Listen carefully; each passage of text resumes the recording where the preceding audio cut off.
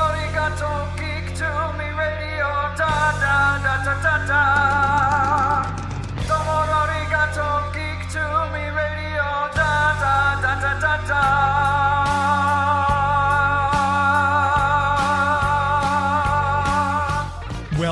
Welcome, geeks and nerds, girls and boys, to a brand new edition of Geek to Me Radio. Today we are joined by Sarah Notachenny talking about the new Cereal Box audiobook, Black Widow, Bad Blood. Then we'll talk with composer Atli Örvarsson all about his work on the brand new Apple TV project, Defending Jacob. That and more. Stand by. We're talking TV, comics and movies, and video games. And if you don't know Star Trek from Star Wars, we'll try to explain. There are 12 doctors for Hogwarts houses, one ring rules them all.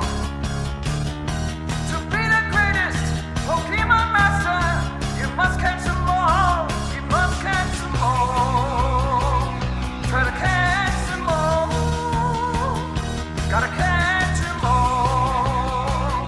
Gotta catch them all. And for those of you tuning in, hearing us out there on the World Wide Web, thank you for finding us out there. And of course, if you're hearing this after the fact in the podcast form on Google Play, iHeartRadio, SoundCloud, Podomatic, wherever you get your podcast from, thanks very much for finding us there and subscribing. We hope you enjoy what you hear each week. We've got a full show, as we always do, so we're going to jump right in. Right now, we're talking with Sarah Notachenny about the upcoming SerialBox.com release of Black Widow, Bad Blood. Sarah, how are you? I'm doing well, James. How are you? Doing well.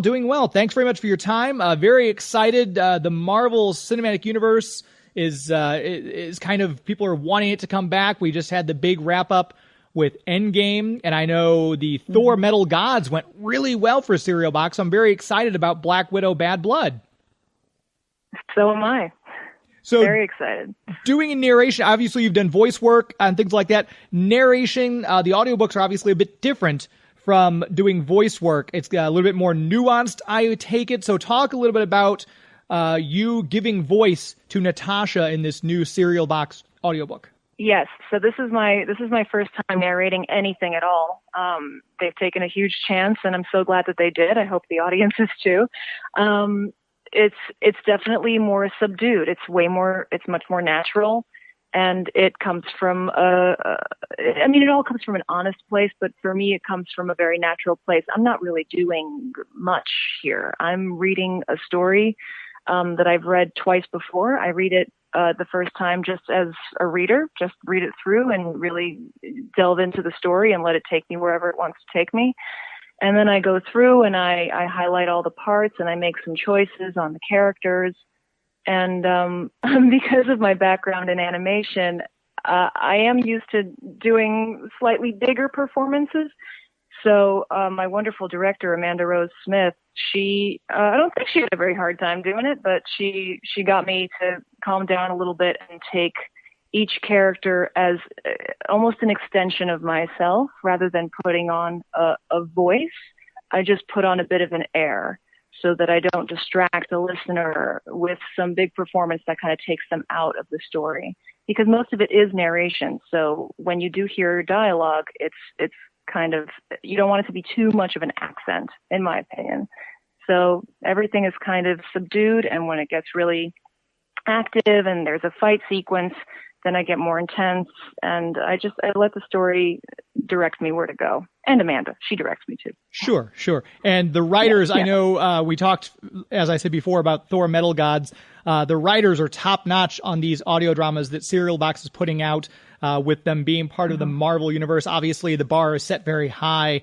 When you're doing a project like this, did you come in with some ideas to kind of bounce off the directors and writers? Is it a collaborative thing? Have the writers already signed off on what they want to the director, and the director was your point person? How much say did you have in, hey, I'd like to kind of do this particular thing, or was it just very straight, cut and dry? I'm going to come in, read this, and we know what we want right up front.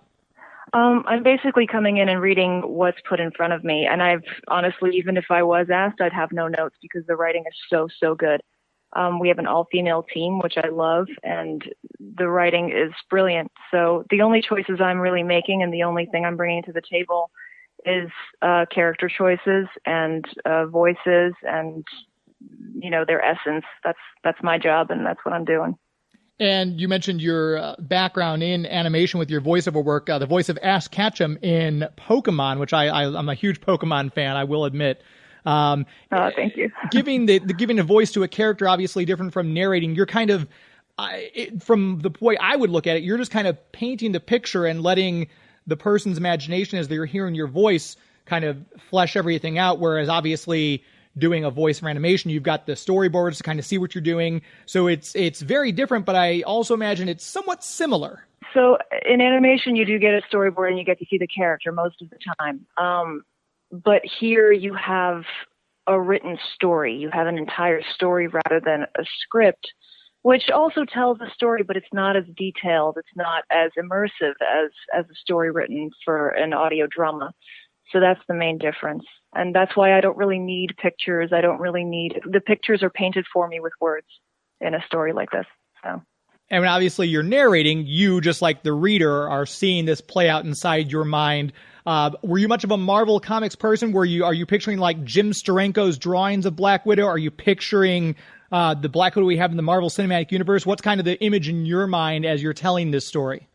Honestly, I'm very familiar with the Marvel Cinematic Universe, but I'm not, I haven't seen a film in a long time, and I didn't want to prepare by watching anything or reading anything else. I just wanted to use the text and, discover it for myself and make choices based on what was written.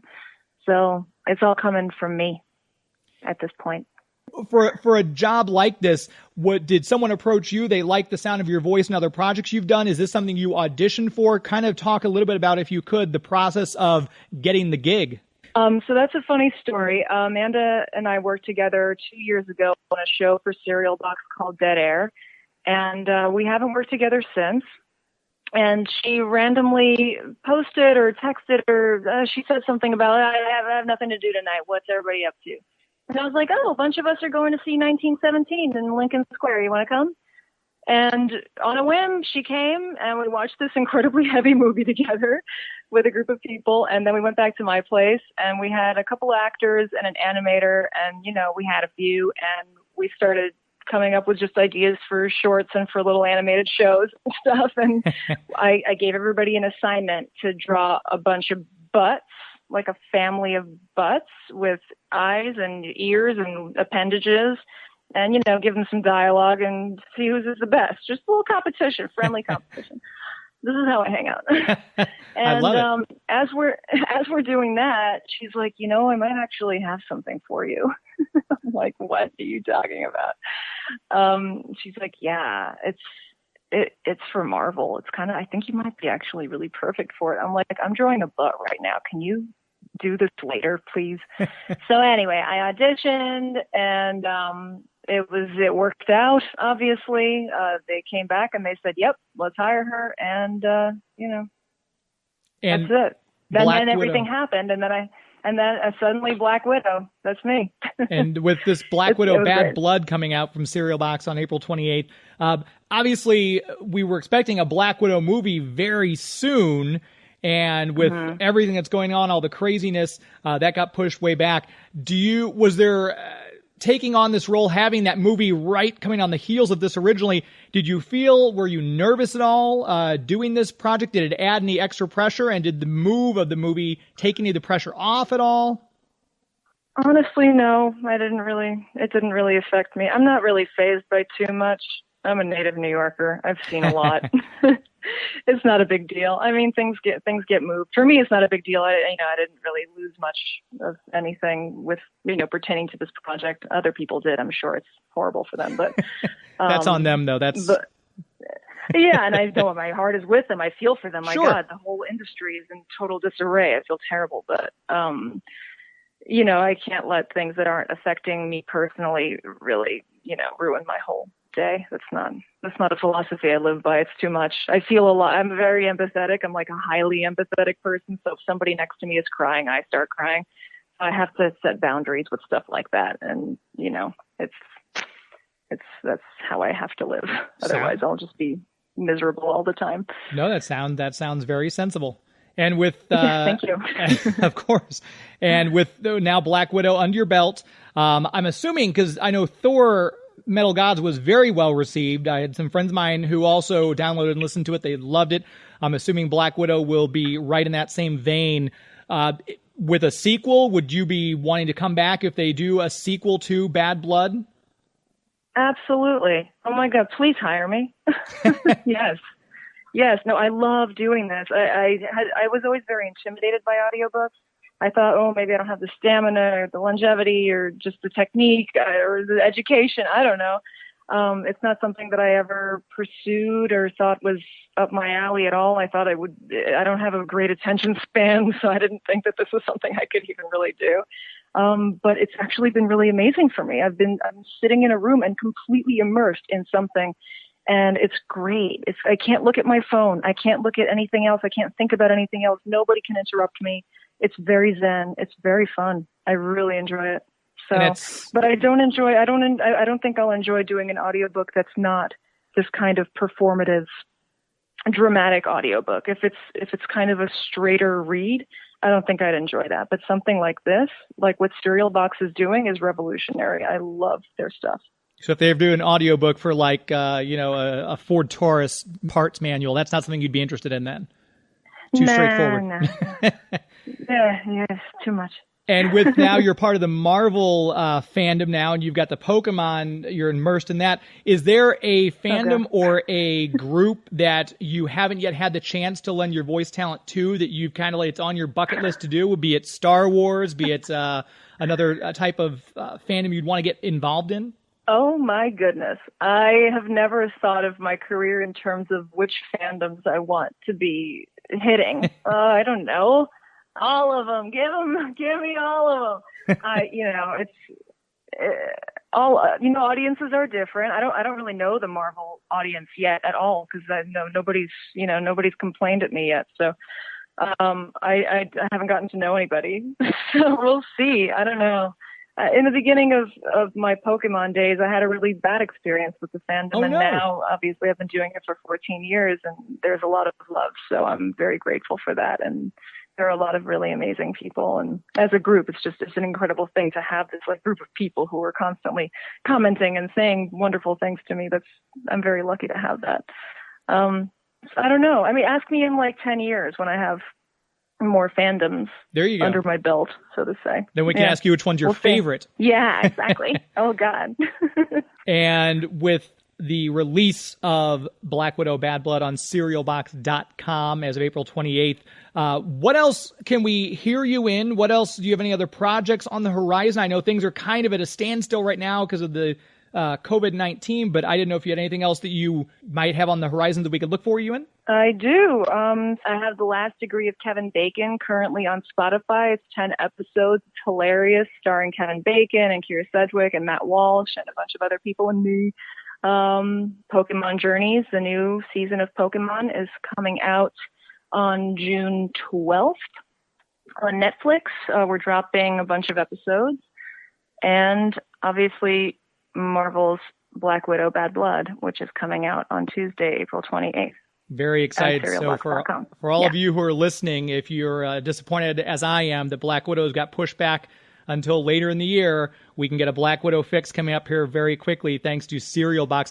And what are you most passionate about when you're not doing your voiceovers and you're not doing these readings, you're not acting and everything? What are you passionate about in your personal life?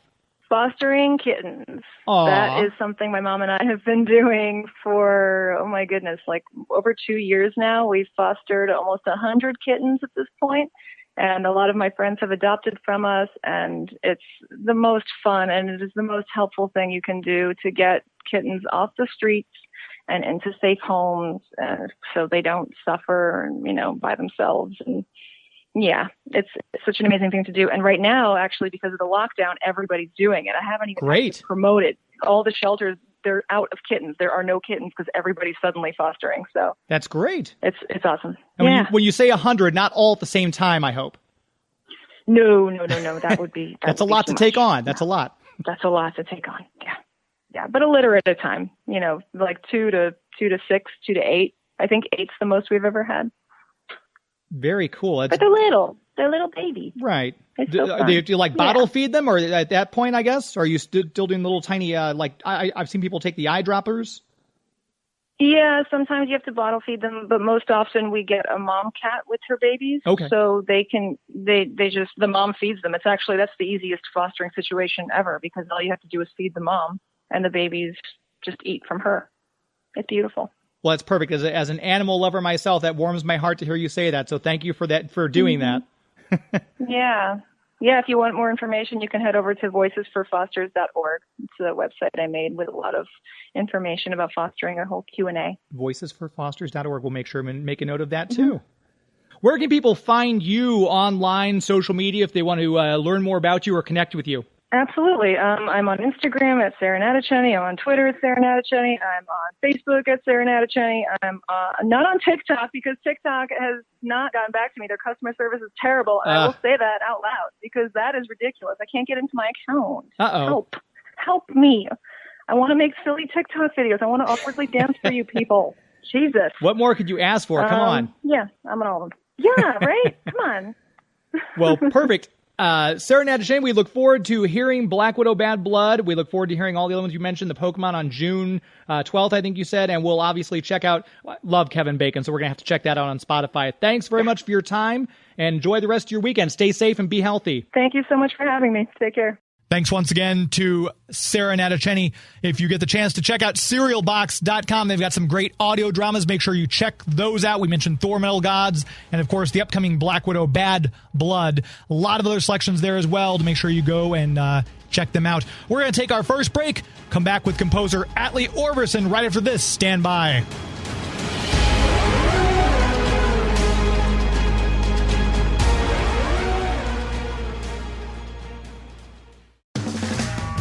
Hi, this is Sarah Notachenny, the voice of Ash Ketchum on Pokémon, and you're listening to Geek to Me Radio.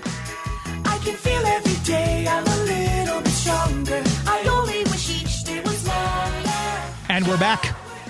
If you're anything like me, you are missing the movie theater. The whole movie-going experience is something sacrosanct to me. I love going. I love being in the crowd of people and laughing when everyone else laughs and getting kind of that gasp if you're watching a horror movie when something happens. And it's going to be coming back soon. But Marcus Theaters is still able to give you that movie-going experience. Go to their website, marcustheaters.com, and they will ship to you. They have a few different packages you can partake of. We recently got their movie night at home pack.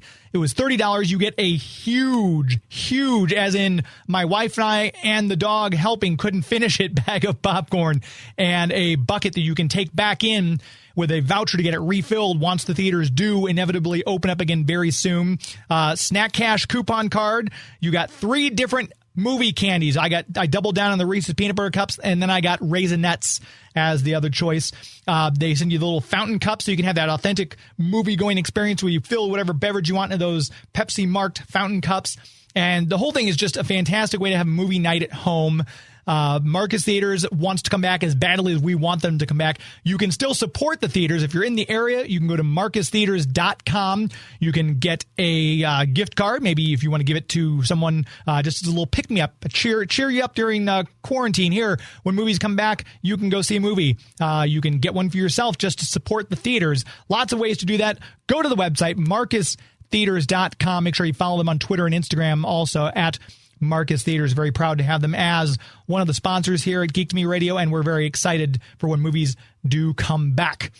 For those of you who are at home, binge watching is the new normal right now, and Apple TV has a brand new series coming out called Defending Jacob. We got to sit down with the composer Atli Örvarsson, who scored the soundtrack, the music behind the show, and here's our conversation with him. We're speaking with composer Atli Örvarsson regarding the music for the new Apple TV series Defending Jacob, starring Chris Evans, Michelle Dockery. Atli, how are you?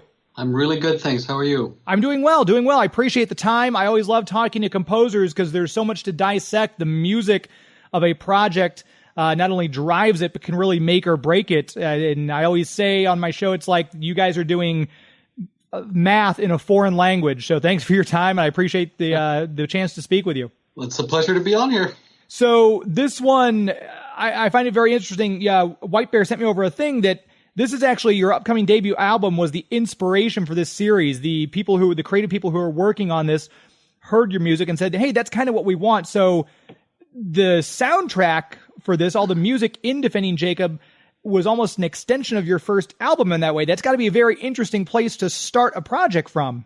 Yeah, I mean, it was kind of it feels like a really kind of an open door to walk through, if you will, and you're right. They heard some stuff from my upcoming album and thought, hey, this guy has a sound which relates to what we're looking for. And it just, I guess it simplifies searching for the sound of the series, and so it was a good match.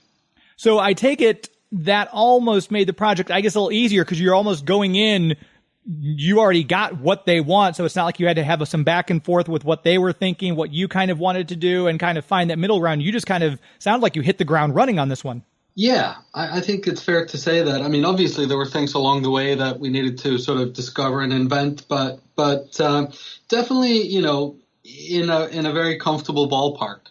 And then with this, like I said, the sound of this coming off of your upcoming debut album, you obviously wanted to make it different enough so it's not just a repeat of the album. So talk a little bit about working that fine line between keeping with the sound they want, but making it different enough so that it wasn't just almost like the soundtrack for this was the same as your upcoming debut album.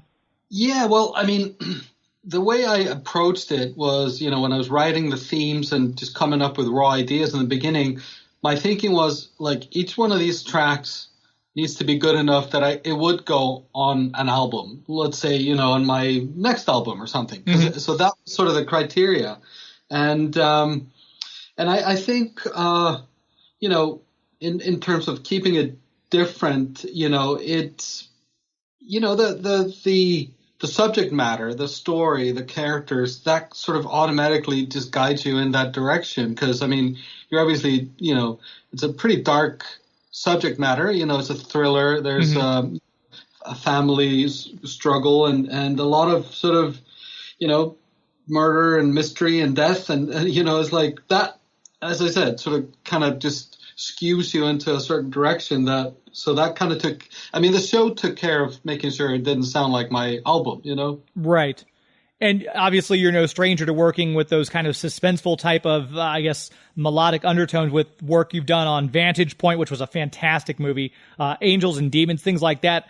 Talk a little bit about creating music that builds suspense. How is that different than you would approach just composing like something for, say, Pirates of the Caribbean, which is this very high, recognizable, dramatic, action-packed thing versus doing the music for a very suspenseful, crime-driven thriller like Defending Jacob?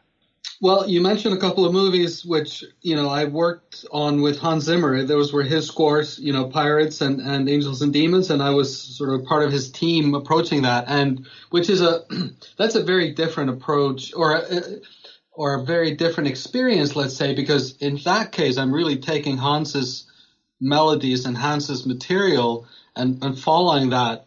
Whereas, Defending Jacob, obviously it's sort of like it's like a painting, it's like, it's a blank canvas, you've got to start from scratch. So that already is a very different situation. But, getting back to sort of suspense and I mean, I don't know. I guess, that's the gig, isn't it? Is to find ways to, convey emotions and feelings and set a tone for the audience. And, there's obviously, sort of compositional techniques and stuff that would take too long to get into. But it's really, I mean, I sometimes joke about it that, film composers, we're really, psychological manipulators, that's kind of the job is to use the music to set a tone and maybe sometimes even give a scene on a, sort of added depth or like give it another hue that isn't on screen. So there's so many different things that go into this, and the job is always to make the storytelling better. And working on Defending Jacob, Apple TV as of April 24th. You can catch it there. It's adapted from a New York Times best-selling novel from 2012, starring Chris Evans and Michelle Dockery. Do you, when you're approaching a project, do you ever get nerves knowing that the bar is obviously set? Not that any of your projects are not high, but when I would almost, if I'm working on something and I find out there are some big names attached, it's a New York Times best-selling novel being adapted, that would almost kind of, for someone like me, be a little bit, make me a little bit nervous. Do you ever get nerves working on a new project like something like this? I think there would be something wrong if I didn't. Because, no, I'm serious. I mean, it's always a bit terrifying. It is that blank canvas feeling, but, I mean, listen, it's like either you jump in and swim and make it happen or not, so in a way, I mean, you just have to face your fears and your anxieties and stress and just kind of go like, all right, we've got to get rid of all of these things and try to find some sort of truth and, get to the core of what is this, and how do I say that musically? And yeah, I mean, having big stars attached and big name recognition with a book like this. Yeah, it's all sort of part of the situation. But what really, I mean, for me, I just thought that the series, when I first saw the first 3 episodes, when we were still sort of discussing whether I was going to do this or not, just the quality of the filmmaking, the quality of the storytelling, and what Mark Baumbach and Morton Tildum, the producer, writer, and the director had done, that is really what humbled me more than anything else, because I was like, this is really, really, really high-end stuff. I gotta not mess this up.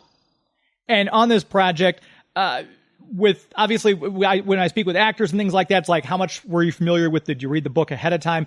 As a composer, do you feel like, research-wise, when you're going into a project, do you like to see some rough cuts of the film? Do you want to see a storyboard? Do you go back and read the novel? Kind of talk about your place of preparation for something like this when you do a movie or a TV series or when you're scoring it. We're going to take our next break, come back, chatting more with Atli Örvarsson, get the answer to that question and more. Please stand by.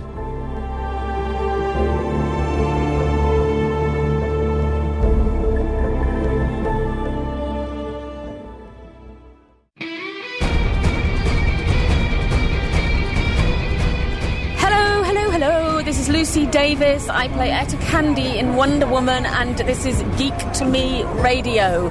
Come and listen. We're very, very nice. Welcome back to Geek to Me Radio. I'm your host, James Enstall.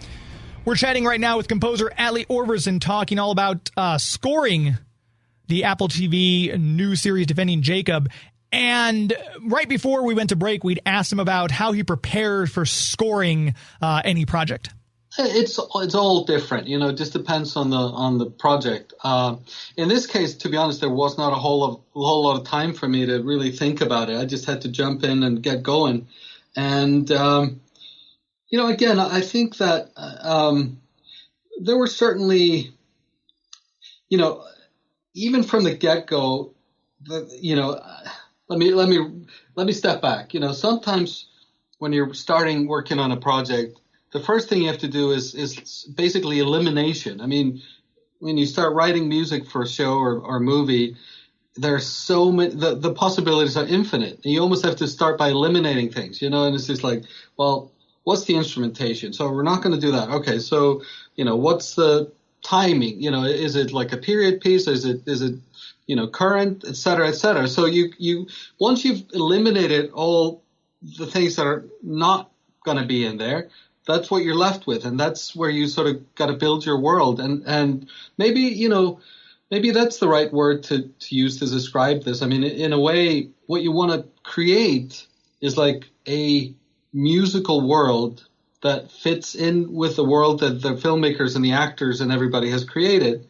And you just want to be in that space with them. And I think that between that and knowing from what I'd sent them from my, music, knowing what they were looking for, I kind of knew where to go.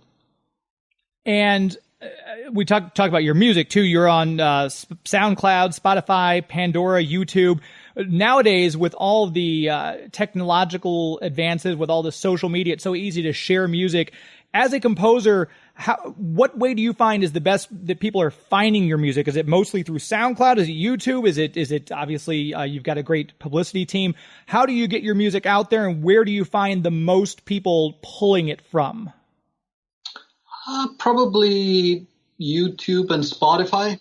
Okay, I would say those are the main outlets. Yeah. And we're talking with Atli Örvarsson about the music for Defending Jacob on Apple TV. You mentioned earlier Hans Zimmer working with him. Obviously, coming from the film type thing, people kind of know, like, okay, there's the director, there's the AD, there's the showrunner, the line producer. When you're working with Hans Zimmer on stuff like you've done Man of Steel and you talked about Pirates of the Caribbean, where does your role kind of fit in as far as, to put it in terms of people who kind of know other aspects and maybe aren't fitting it into the idea of composing? Where does your role kind of fit in, and how do you kind of take that and run with it and make some of these projects, put your own spin on it? Well, the job isn't necessarily really to put my own spin on it, but is to be a part of a team. If you're referring to working on a movie, say like the Pirates of the Caribbean, where, there's like, I don't know how many hours of music were written for that film. It's such a massive undertaking that it's basically impossible for one person to do it. So, more and more people have a team. They put together a team of musicians and composers and approach it. One of my colleagues said film composing has become a team sport. It's like, and, in something like Pirates, which is such a massive undertaking, the job was to fit in to the team and basically, take Hans's music and help applying that to the film. So it's a bit like, there's teams in visual effects and sound design and sound edit and all these things. And I just think like on really huge projects, on most projects nowadays, to be honest, it's like you want to have a team of people working with you, and the more brains you have in a room, the more ideas you have, etc. But there's always sort of one artistic director, and that's really what it's like. It's working under an artistic director, using their ideas and their themes to apply to the work in front of you. And on something like Defending Jacob, I'm the artistic director, and so at the end of the day, I think it's about finding a voice, finding a world, finding a space that sort of, it's like it's like solving a puzzle, really, to score a project like this. It makes sense. And with composing and everything like that, what do you find to be, a challenging position in which to be? Because obviously we mentioned this was kind of like the show people loved what your sound was already, so you kind of had a bit of a base going in. Other ones you've gone in, like you mentioned, the blank slate where you're starting from scratch. What is the most challenging position for a composer to be in? Is it just time crunch? Is it not getting enough ideas from the people who are overseeing the show production? Talk a little bit about challenges to composing in today's world that we're doing with movies and TVs. We're going to take our next break. Come back, continue to talk with composer Atli Örvarsson right after this. Stand by.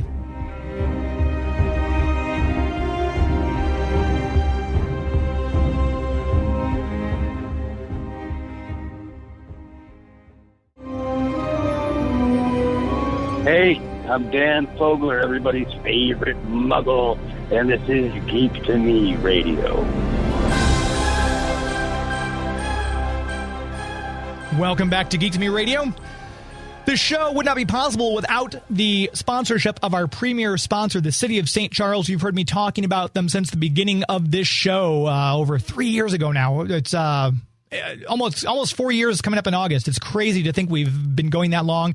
Wouldn't have been possible without the help of the City of St. Charles and the Convention and Visitors Bureau. Joe Ward and Elizabeth Phelps immediately jumped on board, said, yes, we want to sponsor your show. Yes, we're anxious to partner with you.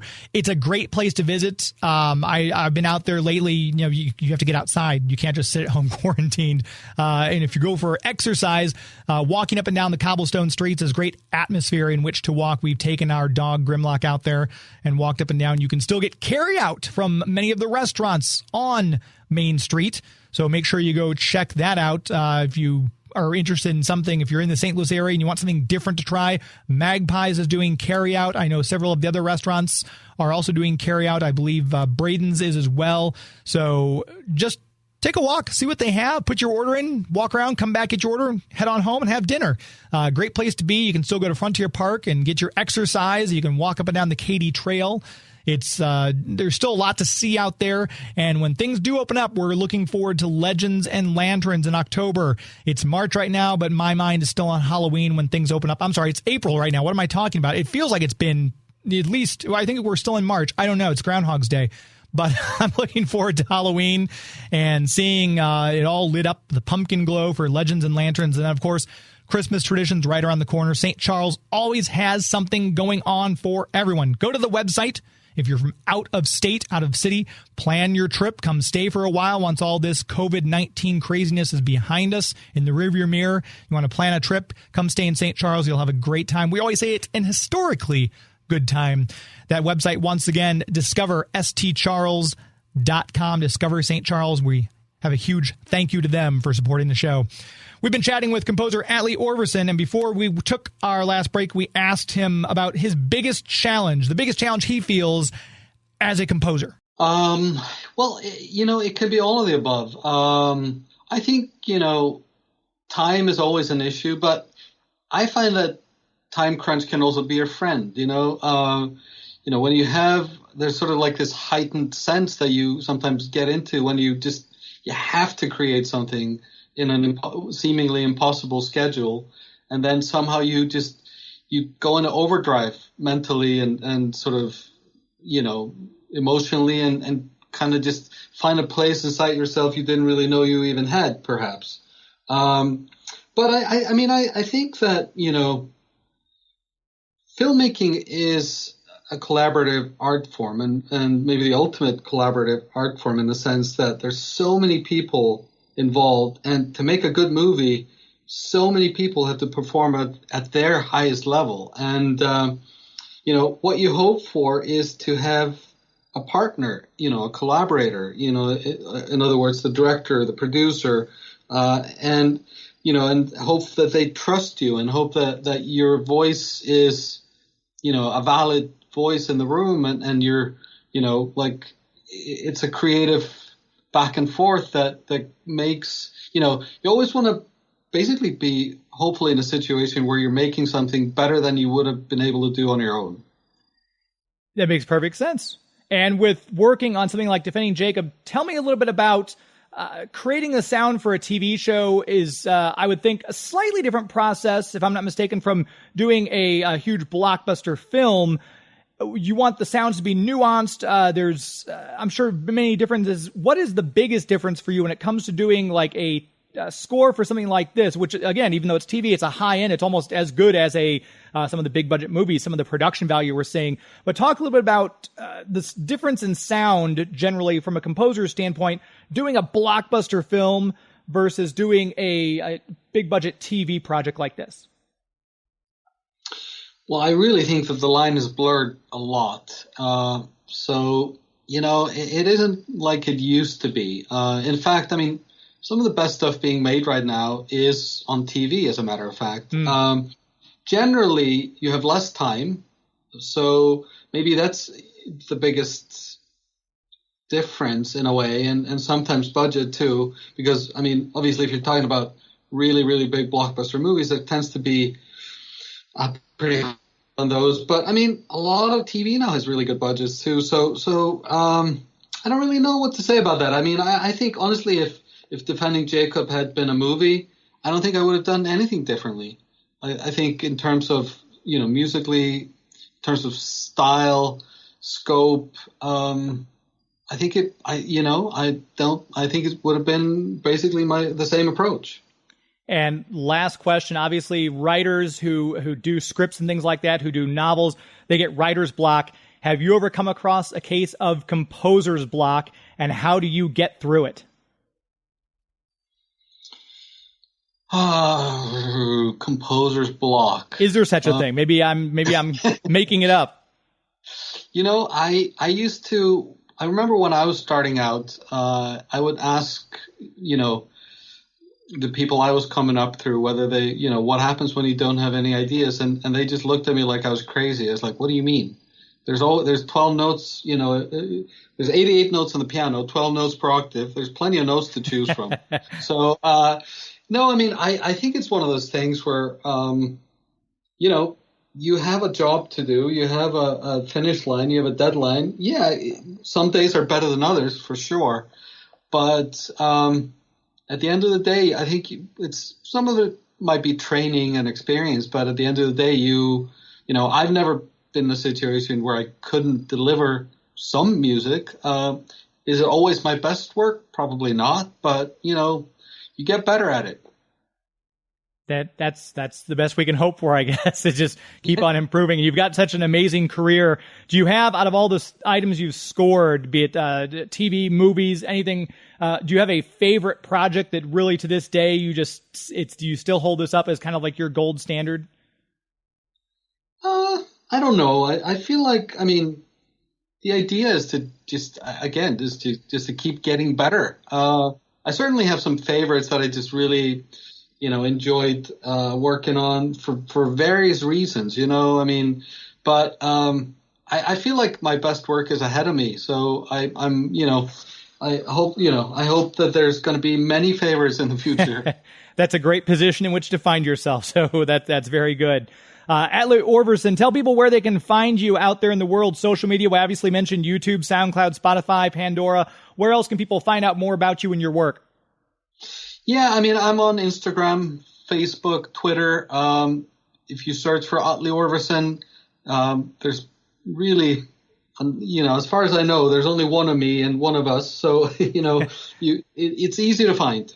And the website, obviously, Atli Örvarsson, we'll have a link to that.com. We'll have that up on the account when the show goes live. So thank you very much for your time today. Continued success. Can't wait to see Defending Jacob on Apple TV. Enjoy. Thank you so much. And that is going to wrap up our show. We're just doing 4 segments, changing it up a little bit, experimenting. We'll see how this goes. We usually do 5 segments, try to spread it out a little bit more, but this was perfect. We were able to talk to our guests, Sarah Notachenny, all about the Serial Box audiobook, Black Widow, Bad Blood from the Marvel Cinematic Universe, and of course, composer Atli Örvarsson talking about the Apple TV project Defending Jacob. If you've got someone you'd like to maybe air with us, we always like to support Kickstarters and indie projects, feel free to reach out. That's geektomeradio@gmail.com. Let me know, and we'll try to have you on, get you featured. Always looking to support indie projects. And please, please, please take this time to support your local comic book stores like Justin's Comics here in St. Charles. They are doing curbside pickup. Find a place, a business that's still doing this, and please support them. Let's get everything going again. Stay safe and be well, friends. Until next week. It's not in the way you watch iZombie. It's not in the way you watch The Flash.